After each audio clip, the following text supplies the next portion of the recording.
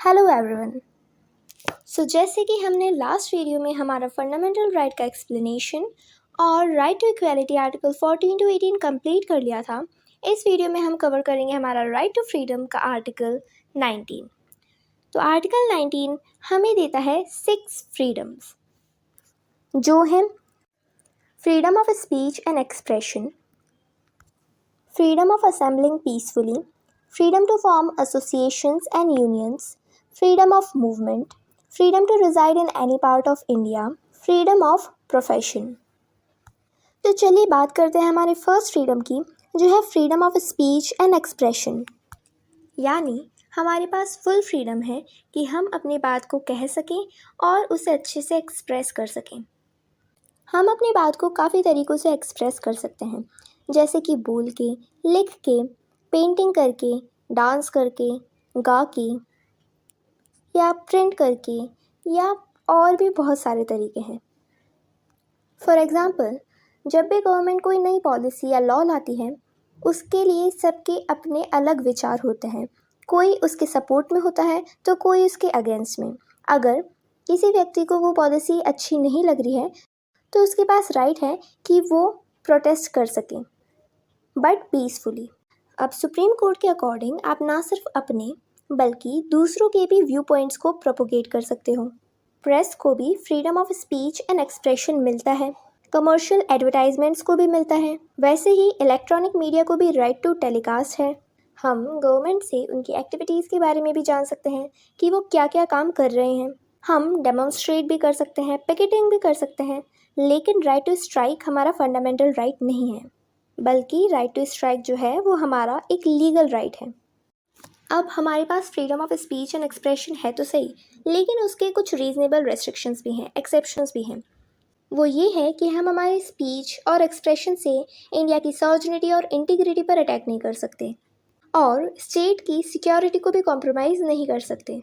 साथ ही आप लोगों को अपराध के लिए भी नहीं उकसा सकते और पब्लिक ऑर्डर में डिस्टर्बेंस भी नहीं क्रिएट कर सकते। और साथ ही आप अपनी डिसेंसी और मोरालिटी की लिमिट को क्रॉस नहीं कर सकते। फॉर एग्ज़ाम्पल, आप बोलते बोलते आप कुछ स्पीच में या किसी से अपने आप को एक्सप्रेस करते टाइम गलत वर्ड्स का यूज़ नहीं ले सकते, या आप गाली गलौज नहीं कर सकते, या आप किसी को डिफेम भी नहीं कर सकते। और अगर आप अपनी स्पीच में कुछ ऐसी चीज़ें बोल देते हैं जिसकी वजह से हमारे फॉरेन स्टेट्स के साथ जो फ्रेंडली रिलेशंस हैं वो ख़राब हो सकते हैं, तब भी आपके ऊपर रीजनेबल रेस्ट्रिक्शंस लग सकते हैं।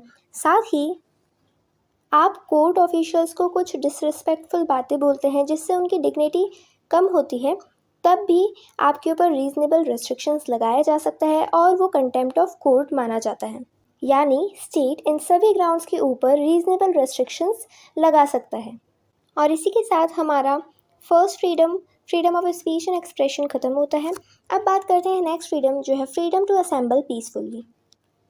यानी हम पब्लिक प्लेसेस पर असेंबल हो सकते हैं, बट कंडीशन क्या है? पीसफुली असेंबल होने चाहिए, अनआर्म्ड होने चाहिए, हमारे पास कोई आर्म्स या वेपन्स नहीं होने चाहिए, साथ ही नॉन वायलेंस होना चाहिए, बिल्कुल भी वायलेंस नहीं होना चाहिए। फॉर एग्ज़ाम्पल, हम पॉलिटिकल पार्टीज़ की रैलीज़ में असेंबल होते हैं, मंदिर, मस्जिद, गुरुद्वारा, चर्च, यहाँ पर प्रेयर करने के लिए असेंबल होते हैं, डेमोन्स्ट्रेशन के लिए भी कई बार असेंबल होते हैं, कई बार किसी इवेंट के लिए भी असेंबल होते हैं। So according to our constitution हम पब्लिक प्लेसेस पर असेंबल हो सकते हैं, पब्लिक मीटिंग्स के लिए, डेमोन्स्ट्रेशन के लिए या प्रोसेशंस के लिए। साथ ही आप किसी की प्राइवेट प्रॉपर्टी पर असेंबल नहीं हो सकते हैं, आप हो सकते हैं पब्लिक प्लेसेस पर असेंबल, जैसे कि कोई पब्लिक पार्क हो गया, ग्राउंड हो गया, एसेट्रा। अब इसके भी कुछ एक्सेप्शंस हैं, जैसे कि अगर स्टेट को लगता है कि लोगों के असेंबल होने से इंडिया की सॉवरेनिटी और इंटीग्रिटी पर खतरा है या पब्लिक ऑर्डर बिगड़ रहा है, तब स्टेट रीजनेबल रेस्ट्रिक्शन लगा सकता है। अब आता है हमारा नेक्स्ट फ्रीडम ऑफ एसोसिएशन। इसके अकॉर्डिंग हर सिटीजन को राइट है कि वो एसोसिएशन बनाए, यूनियन बनाए या कोऑपरेटिव सोसाइटीज़ बनाए। अब ये एसोसिएशंस हो सकते हैं या तो पॉलिटिकल पार्टीज़ के, पार्टनरशिप फर्म्स हो सकती हैं, सोसाइटीज़, क्लब्स, ट्रेड यूनियंस, ये सब एसोसिएशंस हो सकते हैं। तो कॉन्स्टिट्यूशन के अकॉर्डिंग हम लोग या तो अपनी खुद के एसोसिएशन बना सकते हैं या किसी दूसरे एसोसिएशन के साथ जुड़ भी सकते हैं। लेकिन ये भी है कि कोई आपको ज़बरदस्ती किसी एसोसिएशन में ज्वाइन करने के लिए फ़ोर्स नहीं कर सकता है, ये भी आपका राइट है। और यहाँ पर भी सेम एक्सेप्शंस हैं। अगर आपके एसोसिएशन की वजह से इंडिया की सॉवरेनिटी और इंटीग्रिटी पर खतरा है या पब्लिक ऑर्डर या मोरालिटी डिस्टर्ब हो रही है, तो स्टेट आपके ऊपर रीजनेबल रेस्ट्रिक्शन लगा सकती है। अब बात करते हैं फ्रीडम ऑफ मूवमेंट की। Our constitution entitles every citizen to move freely throughout the territory of the country. यानी हम हमारी कंट्री के अंदर कहीं पर भी घूम सकते हैं। फिर आता है फ्रीडम ऑफ रेजिडेंस, यानी हम इंडिया में किसी भी जगह रिजाइड और सेटल हो सकते हैं। Reside and settle in any part of India.